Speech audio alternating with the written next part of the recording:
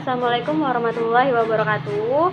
Perkenalkan, nama saya Diana Suherni. Saya dari kelompok 10 tugas perilaku organisasional. Saya akan menjelaskan konflik dan negosiasi dalam organisasi. Ya, saya akan menjelaskan bagian ke-1 dan bagian kedua dan bagian ketiga itu akan dijelaskan oleh teman saya Sofiana dan Elisa.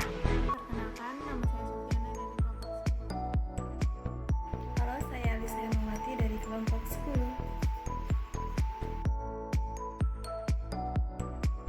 Yang pertama yaitu konflik. Konflik berasal dari kata kerja Latin configer yang berarti saling memukul. Secara sosiologis, konflik diartikan sebagai suatu proses sosial antara dua orang atau lebih di mana salah satu pihak berusaha menyingkirkan pihak lain dengan menghancurkannya atau membuatnya tidak berdaya.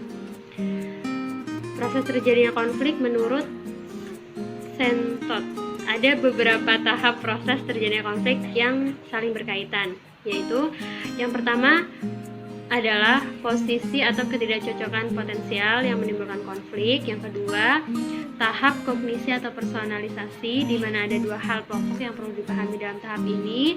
Yang ketiga, tahap adalah tahap maksud. Pengertian maksud di sini diartikan sebagai keputusan untuk bertindak dalam suatu cara tertentu dalam suatu bagian konflik. Tahap selanjutnya adalah tahap perilaku yang menyangkut pernyataan, tindakan, dan reaksi yang diciptakan oleh pihak yang mengalami konflik. Dan tahap kelima adalah tahap hasil, yaitu berupa konsekuensional yang bersifat fungsional dan disfungsional. Proses konflik menurut Robbins. Yang pertama yaitu pertentangan yang berpotensial atau ketidaksesuaian.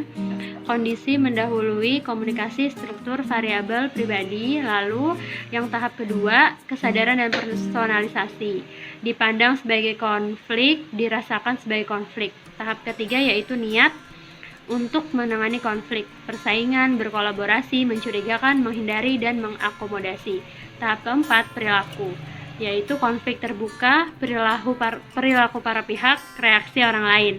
Dan tahap kelima itu hasilnya meningkatkan kinerja kelompok dan menurunkan kinerja kelompok. Jenis konflik yang disebutkan dalam Indrio dan Sudita tahun 2014 halaman 103-105 yaitu: pertama, konflik dalam diri seseorang. Yang kedua, konflik antar individu. Yang ketiga, konflik antar anggota kelompok. Yang keempat, konflik antar kelompok. Yang kelima, konflik intraorganisasi. Dan yang keenam, konflik antar organisasi. Konflik dalam diri seseorang. Konflik ini terjadi di saat seseorang individu diharuskan memilih tujuan yang terkadang saling bertentangan. Individu tersebut mengalami konflik batin, yaitu merasa bimbang antara pilihan mana yang harus dilakukan dan mana yang tidak harus dilakukan. Selain itu, konflik dalam diri individu juga terjadi saat tuntutan tugas yang diberikan melebihi kemampuan yang dia miliki. Konflik antar individu. Konflik ini seringkali disebabkan oleh adanya perbedaan isu tertentu, tindakan, dan tujuan di mana hal tersebut sangat berpengaruh terhadap keberhasilan hasil bersama. Yang ketiga, konflik antar anggota kelompok. Konflik antar anggota kelompok dibagi menjadi dua, yaitu konflik substantif dan konflik afektif.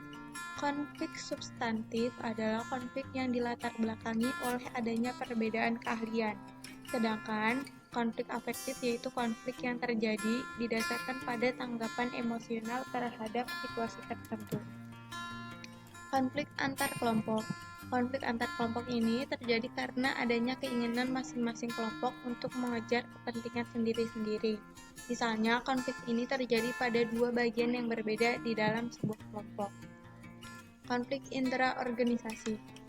Konflik ini memiliki 4 subjenis dalam konflik intraorganisasi, yaitu konflik vertikal, terjadi antara atasan dengan bawahan yang memiliki pendapat berbeda mengenai cara penyelesaian tugas.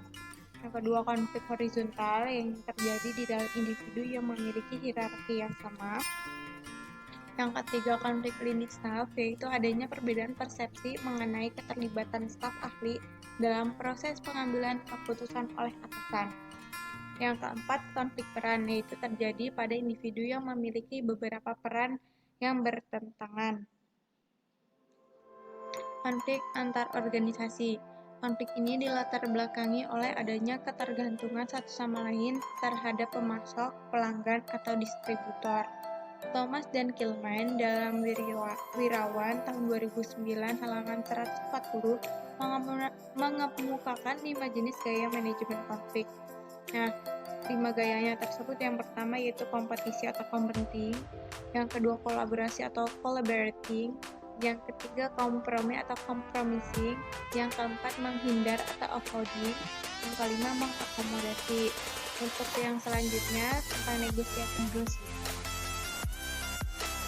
Negosiasi adalah sebuah bentuk interaksi sosial saat pihak-pihak yang terlibat berusaha untuk saling menyelesaikan tujuan yang berbeda dan bertentangan.